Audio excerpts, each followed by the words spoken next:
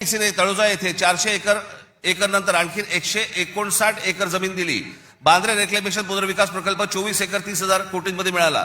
पालघर डहाणू येथे अदानी वीज प्रकल्प.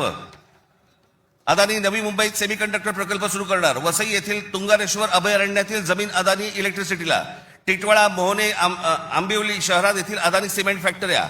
वाढवण येथे बंदर उभारण्यासाठी अदानी समूह उत्सुक. महाराष्ट्र सरकारशी सामंजस्य करार. वाढवण येथे विमानतळ उभारण्यासाठी अदानी समूह उत्सुक.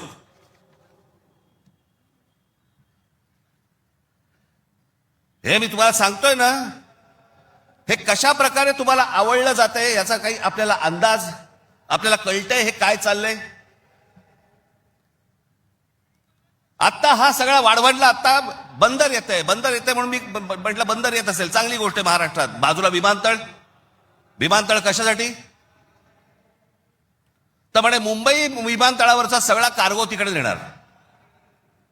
आणि नवी मुंबई विमानतळ जे बांधलंय इथून इंटरनॅशनल आणि डोमेस्टिक या आपल्याकडच्या इकडच्या विमानतळावरनं छत्रपती शिवाजी महाराज आंतरराष्ट्रीय विमानतळावरनं डोमेस्टिक आणि इंटरनॅशनल नवी मुंबईला नेणार.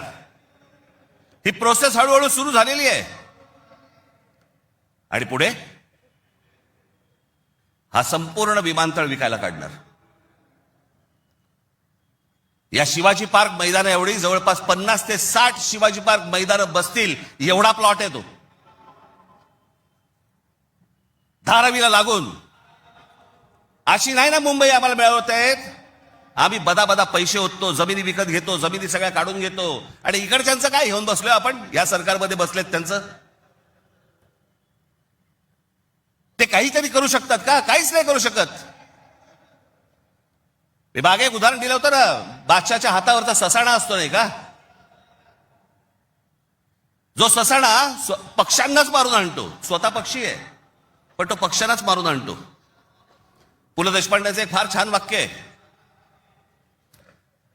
की स्वकीयांचा घात करणारी औलाद ही काय फक्त पक्षांमध्ये नसते, मला तर आता कळले राजकीय पक्षांमध्ये आली आहे.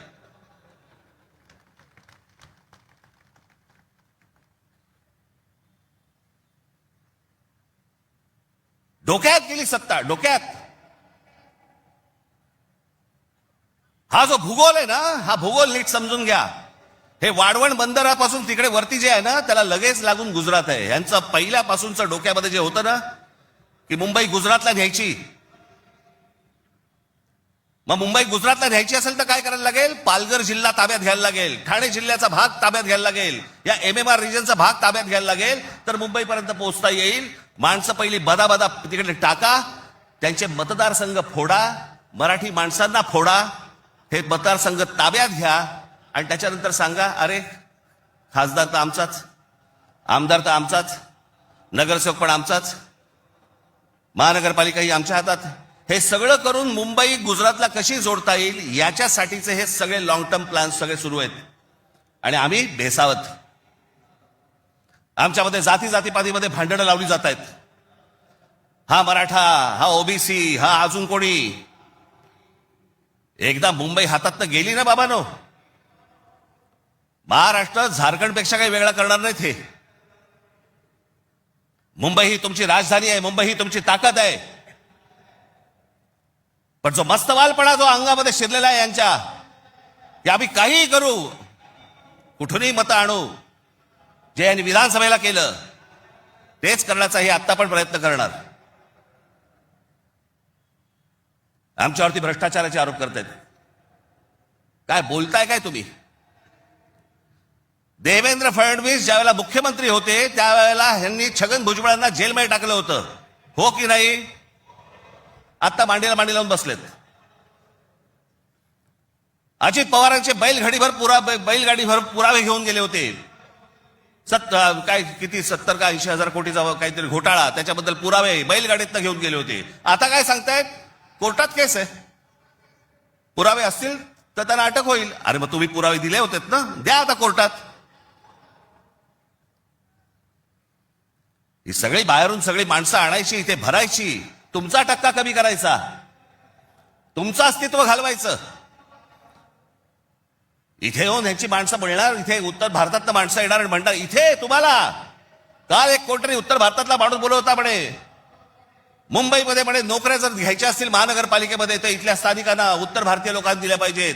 हे बाहेरून येणारे म्हणे कोल्हापूर, सातारा, सांगलीवरून येणारी माणसं हे बाहेरच्या लोकांना द्यायची नाहीत म्हणून. बाहेरची लोक म्हणजे आमच्या सातारा, कोल्हापूर, सांगलीमध्ये येणारी आता हे बाहेरची लोक झाली आणि हे आतले.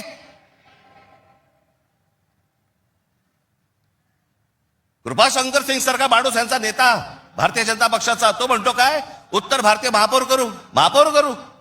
यांची हिंमत कशी होते हो बोलायची. आपण जाऊन बोलू शकतो का तिकडे?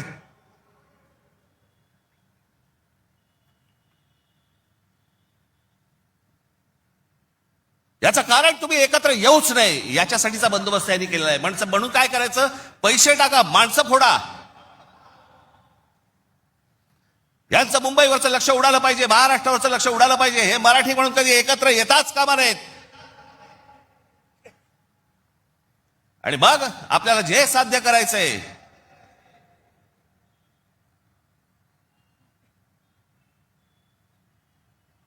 जी लोक येत आहेत ती लोक तुमच्यावरती उड्या मारतायत,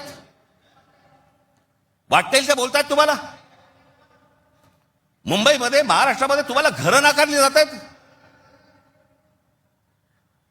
काल परवाकडे कोणतरी एक तामिळनाडूमधून रसमलाई आली होती.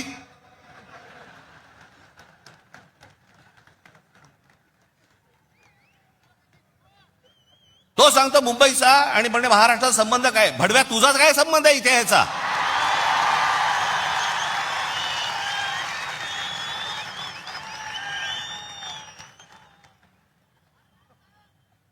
यांच्यासाठीच माननीय बाळासाहेब बोलले होते, हटाव लुंगी आणि बजाव पुंगी. आज अनेक दाक्षिणात्य इथे राहत आहेत, अनेक जैन मारवाडी इथे राहत आहेत, आनंदाने राहत आहेत. पण कसं भडकवलं जाते बघा तुम्हाला कबुतरांच्या नावाने. कबूतर राहिली बाजूला, पण हे सत्ताधारी जे फडफडत आहेत ना, हा त्यांचा प्रश्न आहे. काल परवाची गोष्ट, इथे मुंबईमध्ये एक जैन मराठी वादावरती पडदा टाकण्यासाठी म्हणून एक बैठक झाली. ही बातमी फक्त नवाकाळला आली. त्यांचे कोणतरी एक जैन मुली निलेश चंद्र आहेत, निलेश चंद्र बघा. ते जैन मुली निलेश चंद्र काय सांगतायत तर कबुतरे खाणे आणि मांसावरून मराठी जैन समाजात पेटलेला वाद मिटवण्याची जबाबदारी मुख्यमंत्री देवेंद्र फडणवीस यांनी भाजपा मंत्री मंगल प्रभात लोढा यांना दिली. मात्र मंगल प्रभात लोढा यांनी हा वाद मिटवला नाही तर ह्या समाजामध्ये जास्तीत जास्त भांडणं कशी लागतील हे पाहिलं. म्हणजे मराठी माणसापासून गुजराती बाजूला करायचे, आता ही लुंगी अंडी इकडनं तामिळ बाजूला करायचे, अजून कोणतरी युपी मधनं बोलवायचा त्याच्यात अजून ते बाजूला करायचे. तुम्हाला या महाराष्ट्रामध्ये, मुंबईमध्ये एकट्यात पाडायचं. एकटे असलो तरी काफी होत.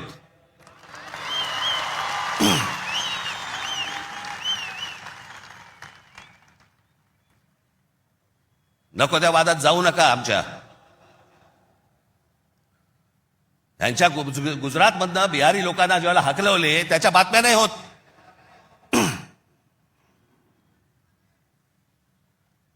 ज्याने बिहारी लोकांना तिकडनं हकलवले, जवळपास 10 का 20 हजार लोकांना हकलवून दिले बिहारमधनं, भारतीय जनता पक्षाने त्याला तिकीट दिलं,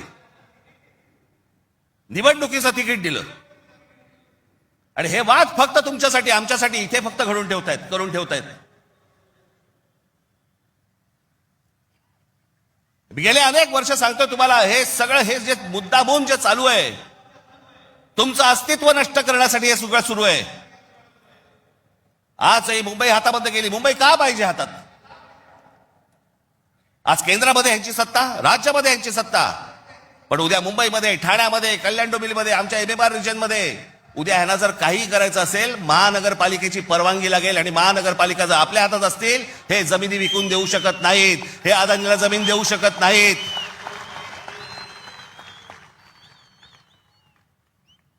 ही गोष्ट ते करूच शकत नाहीत. हा धोका काय होता ना बाबांनो, मी फक्त वेळ कमी आहे परंतु मी आपल्याला एक धोका, हा किती वर्षांपूर्वी आमच्या बाबासाहेब आंबेडकरांनी, आमच्या बाबासाहेबांनी मांडलेला तुम्हाला फक्त एक गोष्ट वाचून दाखवतो, जी मी 2008 ला वाचून दाखवली होती. बाबासाहेबांनी काय त्यावेळेला मांडलं होतं हे तुम्हाला आज कळेल. मी काय सांगतोय तुम्हाला ते. उत्तर प्रदेश आणि बिहार यांच्यासारखी राज्य निर्माण करून हे बघा, हे पुस्तक आहे भाषिक राज्य पुनर्रचना मीमांसा. आपल्याला कुठे मिळालं तर आपण जरूर वाचा. उत्तर प्रदेश आणि बिहार यांच्यासारखी राज्य निर्माण करून राज्य पुनर्निर्माण मंडळाने